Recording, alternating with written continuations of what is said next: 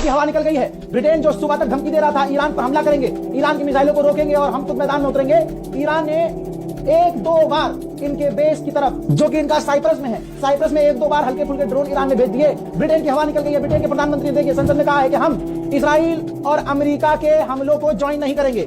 यानी ईरान के ऊपर जो अमेरिका इजराइल हमला कर रहे हैं, हम इजराइल और अमेरिका के साथ मिलकर ईरान पर हमला नहीं करेंगे। और हमने जो अपना बेस अमेरिका को दिया है इस्तेमाल करने के लिए, वो ईरान पर हमला करने के लिए नहीं दिया है। हमने सिर्फ ईरान की मिसाइलों और ड्रोन को रोकने के लिए अपने बेस को परमिट किया है, अपने बेस को हमने अलाउ किया है अमेरिका के लिए। तो आप समझ सकते हैं ब्रिटेन की पूरी हवा टाइट हो गई है। उधर साइप्रस की भी हवा टाइट है। साइप्रस परेशान है क्योंकि साइप्रस का इस जंग से कोई लेना देना था ही नहीं। तो साइप्रस में ब्रिटेन का बेस है। अब साइप्रस ने ब्रिटेन से गारंटी मांगी है कि आप मुझे गारंटी दीजिए, आप हमें ये लिखित में गारंटी दीजिए कि आप हमारे देश में मौजूद जो हमने आपको बेस दिया है उसका बेस आप सिर्फ इंसानियत के लिए, ह्यूमैनिटेरियन के लिए करेंगे। आप किसी पर हमला करने के लिए, ईरान पर स्ट्राइक करने के लिए नहीं करेंगे। जी हाँ, सबकी हवा टाइट है। हवा कुछ यूं टाइट है तमाम ईरान के दुश्मनों की कि दोस्तों बहरीन के अंदर आखिरकार अमेरिका ने अपनी एम्बेसी को बंद कर दिया है, दूतावास बंद कर दिया है। लेकिन ये मत भूलिएगा, मैं पिछले 18 घंटे से बता रहा हूं कि ईरान भले कितने ताकतवर हमले कर रहा हो, लेकिन ईरान पर बड़े हमले हो रहे हैं। जी हाँ, यही होता है जब दो ताकतवर लड़ते हैं तो तीसरा हिजड़ा बैठ के ताली बजाता है। हिजड़ों का झुंड भारत में आपको दिख रहा होगा जो बड़े खुश हो रहे होंगे, अरे ये खामनाई में क्यों रो रहे हैं, अरे हम तो इजराइल के साथ हैं। अच्छा, इजराइल के मुंह देता तब भी कहते आ मजा, इजराइल तुम हमारे फादरलैंड हो, अपना सही से लैंड हमारे मुंह में करके, हाँ मुंह तो सही से, ये इनकी औकात है। तो इन पर हमें क्यों बोलना है? क्यों मुसलमान इनको जवाब दे रहा है कमेंट में? क्यों इनके भाई इग्नोर ऐसे करो जैसे सड़क पर पड़ा हुआ पैखाना देखकर आप पैखाने के ऊपर थोड़ी ना चल के जाते हो यार। इन तमाम भगवादारियों को, तमाम हिंदूवादियों को ऐसे इग्नोर करो जैसे हजरात नेटो के चीफ ने कहा है कि यूरोप के कई सारे देशों से मैंने फोन पर बात की है और कई सारे यूरोपियन देश लगभग सभी राजी हैं और खुश हैं कि डोनाल्ड ट्रंप जो कर रहे हैं वो सही कर रहे हैं। मैं बता रहा हूं ये भी झूठ है, ये सब ट्रंप का दबाव है कि यही माहौल बनाना है, साइकोलॉजिकल वे में अमेरिका को, इजराइल को जीतता हुआ दिखाना है, क्योंकि हार पहले चुका है अमेरिका। क्योंकि उनके हिसाब से प्लान सिर्फ इतना था कि खामनाई को मारेंगे, ईरान की रिजीम गिरेगी। ईरान की रिजीम गिरी नहीं, ये जंग और फैल गई।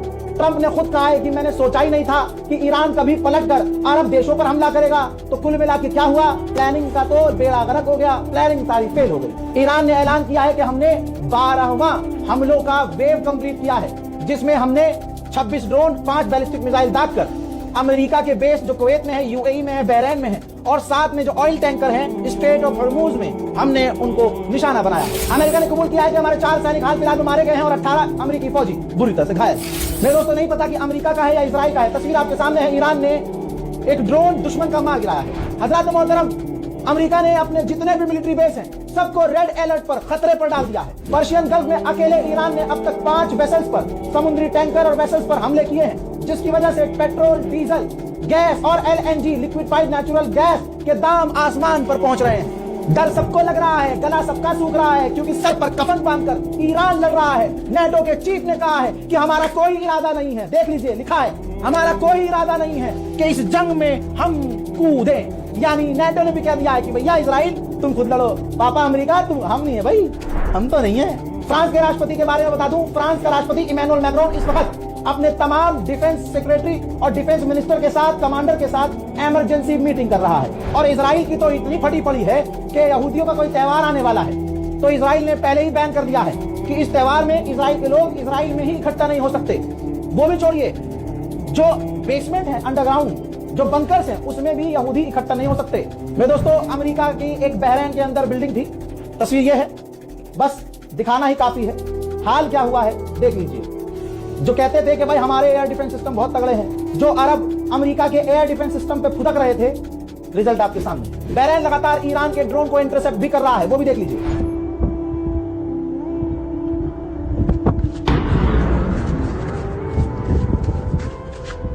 कतर सबसे ज्यादा लिक्विफाइड नेचुरल गैस बेचता है। कतर में एलएनजी गैस की फैक्ट्री पर, साइट पर हमला हुआ, कतर की हवा निकली, कतर ने तुरंत अपनी वो भी फैक्ट्री बंद कर दी। जैसे ही वो फैक्ट्री बंद करी, पूरे यूरोप में एलएनजी यानी लिक्विफाइड नेचुरल गैस के दाम 40 से 50% बढ़ गए। ईरानियन ऑफिशियल ने कहा है, ये रहा वीडियो, कॉपीराइट का मसला है वरना मैं दिखा देता, लेकिन मैं आसान कर देता हूं। ईरान के ऑफिशियल ने इंटरनेशनल मीडिया को बताया कि ईरान ने सऊदी अरब की ऑयल फैसिलिटी पर हमला नहीं किया, अरामको पर हमला नहीं किया। पत्रकार ने पूछा फिर किसने किया, तो ईरानी ऑफिशियल ने बोला कि कोई तीसरा है जो सऊदी अरब को इस जंग में जबरदस्ती घसीटना चाहता है। हो सकता है दोस्तों ये भी सच हो सकता है ये काम इजराइल ही करवा रहा हो और कर रहा हो ताकि पूरा अरब ईरान पर हमला करने के लिए इजराइल और अमेरिका के साथ आ जाए। सोच के देखिए कितना खतरनाक प्लान है ये नेतन्याहू का। ईरान ने कंफर्म किया है कि अब तक अमेरिका ने ईरान में 9 अस्पतालों पर बमबारियां की हैं, जो इंसानियत का ज्ञान फैल रहे हैं और जो अमेरिकी और इजरायली ऑफिशियल खंडरों के पास जाके रो रहे हैं कि देखो ईरान सिविलियंस पे हमले कर रहा। असलियत में अमेरिका और इजराइल अभी से नहीं, इराक वॉर, अफगानिस्तान वॉर, आप जहां भी अमेरिका का रिकॉर्ड उठा के देखेंगे अमेरिका ने नरसंहार किया है। ईरानियन ऑफिशियल ने कहा कि अगर हमारे साथी पड़ोसी देश चाहते हैं कि उन पर हमले बंद हो जाएं, तो वो अपने अंदर अपने देश में मौजूद अमेरिका के बेसिस को बंद कर दे, वरना हमारे पास लीगल राइट है कि हम उन पर हमला करें। सुनिए। या همسایه که ما همیشه برای اونها سعی کردیم به عنوان یک دوست هر چی در توان داریم پای کار بیاریم، نباید این فرصت‌ها رو در اختیار دشمنان ما قرار میدن و امروز باز هم تاکید می‌کنیم پایگاه‌های آمریکایی در منطقه هدف قاطع قانونی و مشروع ماست. کشورهای منطقه اگر فکر میخوان بکنن تنها راهش این هست که هر چه زودتر بخوان آمریکایی ها و این پایگاه از منطقه خارج بشن. تجمعات گوناگون 22 بهمن ها در 22 دی گفتن آمریکایی ها. ईरान के नेशनल सुप्रीम काउंसिल के हेड लारिजानी ने कहा है, बल्कि देख लीजिए, शक बहुत होता है आपको हमारी रिपोर्ट पे ना, देखिए ध्यान से पढ़िए, पढ़ना आता है तो। लारिजानी ने कहा है कि ईरान एक लंबी जंग के लिए इजराइल और अमेरिका से तैयार है।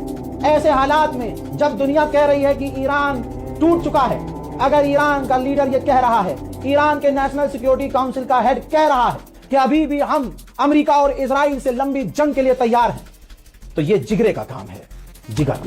दोस्तों, अरब देशों का हाल देखकर दुनिया खौफ में है। जरा सा 1-2 ड्रोन हमला साइप्रस पे क्या हुआ कि साइप्रस के टूरिस्ट अब साइप्रस छोड़कर भाग रहे हैं।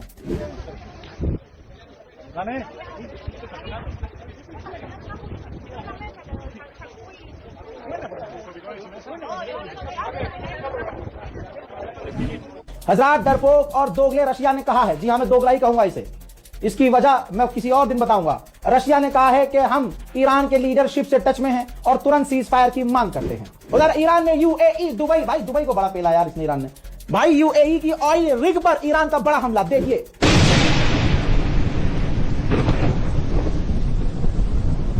जो बात पर लोग दुबई पहुंच जाते थे, हाँ जी चलो दुबई चल रहे हैं, दुबई सबसे सेफ है। हजरात, सारे समीकरण ईरान ने बदल दिए हैं। दुबई एयरपोर्ट पर लाखों लोगों की भीड़ है दुबई छोड़कर भागने के लिए।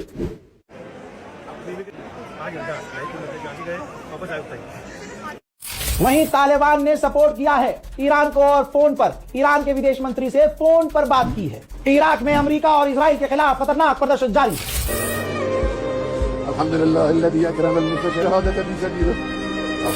मेरे दोस्तों, सैटेलाइट इमेज से दिख रहा है कि ईरान अमेरिका को बजा रहा है। कतर के अंदर अमेरिका का बेस है, उस बेस में अमेरिका का जो रडार है सैटेलाइट इमेज में वो तबाह और डैमेज नजर आ रहा है। यानी ईरान बहुत जबरदस्त हमले दुश्मन के बेस पर कर रहा है। फिलहाल के अपडेट में इतना ही, लौट के आ रहा हूं और भी बड़ी जानकारियों के साथ, इंतजार कीजिए। जय हिंद।